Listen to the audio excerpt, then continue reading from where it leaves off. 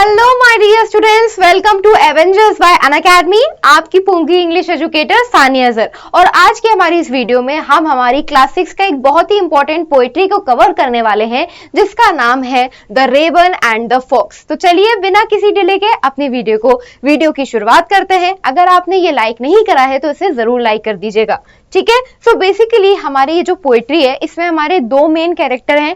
एक तो ये फॉक्स है, ये लोमड़ी है, और दूसरा ये हमारे रेवन, हमारे कौवे हैं, ठीक है। So Mister Raven was perched upon a limb. अब मिस्टर रेवन है जो कहाँ बैठे हैं, वो एक पेड़ की डाली पर ऐसे बैठे हुए हैं, ठीक है। जो क्रो है हमारे, जो रेवन है, वो यहाँ ऐसे पेड़ की डाली पर बैठे हुए हैं। And Reynard the fox looked up at him. अब रेनर्ड जो कि फॉक्स है, जो कि लोमड़ी है, वो उनकी तरफ ऊपर देखती है, वो ऊपर बैठे हुए हैं, और ये जो लोमड़ी है जिसका नाम रेनर्ड है, ये उनकी तरफ देख रही है।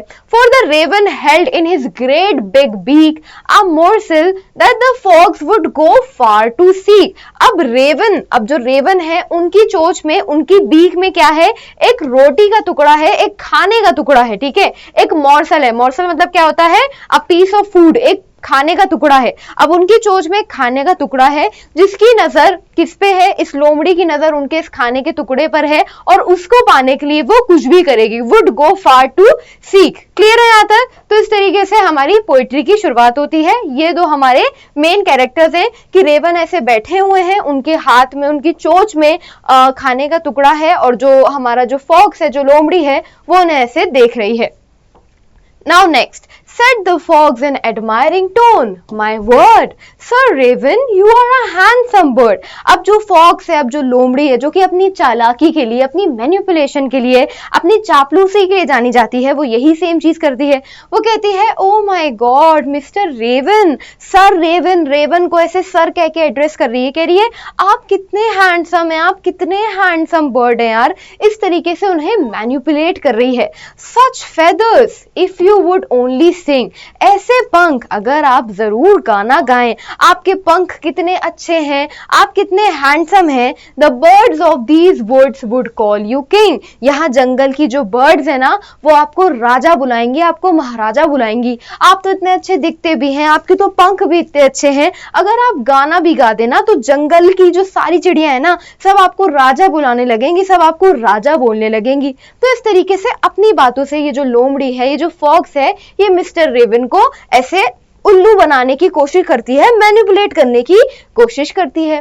The raven, who did not see the joke, forgot that his voice was just a croak. अब जो रेवन है, जो कि इस बात को समझ नहीं पाते हैं, जो कि इस मजाक को नहीं समझ पाते हैं कि यहाँ वो उनके एक्चुअल में कोई तारीफ नहीं कर रही है, यहाँ वो उन्हें कोई एक्चुअल में अप्रिशिएट नहीं कर रही है, बल्कि वो तो ऐसे ही, वो तो अपनी चालाकी दिखा रही है, चापलूसी कर रही है। वो इस बात को भूल जाते हैं कि उनकी आवाज तो एक कौवे की तरह है, एक मेंढक की तरह है, राइट। क्रोक है उनकी आवाज, कोई अच्छी, कोई बहुत सुरीली आवाज उनकी है ही नहीं, राइट। सबके अपने अपने कैरेक्टरिस्टिक होते हैं, तो उनकी आवाज अच्छी है ही नहीं। मेंढक की तरह, एक कौवे की तरह, एक क्रोक सी आवाज है उनकी, कोई बहुत अच्छी नहीं है, ठीक है, कोई अच्छी वॉइस नहीं है उनकी।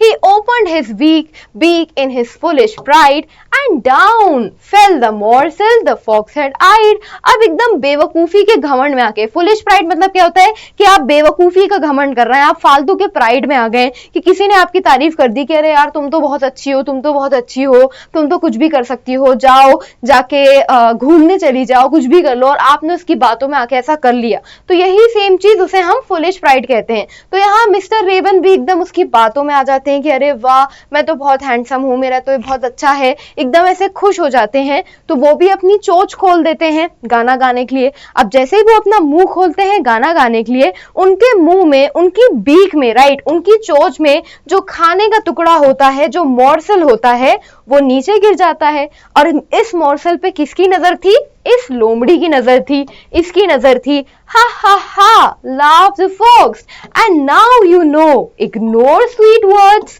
that make you glow. अब जो लोमड़ी है, जो फॉक्स है, वो अपना रियल कलर दिखाती है, कहती है कि अब समझ में आया, मीठी मीठी बातों को इग्नोर करना चाहिए, ठीक है, मीठी मीठी बातों से खुश नहीं होना चाहिए। अब आपको समझ में आया कि ऐसी जो मीठी बातें हैं, जो स्वीट वर्ड्स हैं, जो आपकी बहुत तारीफ कर रहा है, आपसे चापलूसी कर रहा है, जो आपको ग्लो कर रहे हैं, मतलब ऐसे खुश कर रहे हैं, हंसा रहे हैं, उन्हें इग्नोर करना चाहिए, उनकी बातों में नहीं आना चाहिए। Pride, my friend, is rather unwise. I'm sure this teaching is quite a surprise. Pride, घमंड, मेरे दोस्त, एक बहुत ही बेवकूफी की चीज है. वाइजनेस मतलब क्या होता है?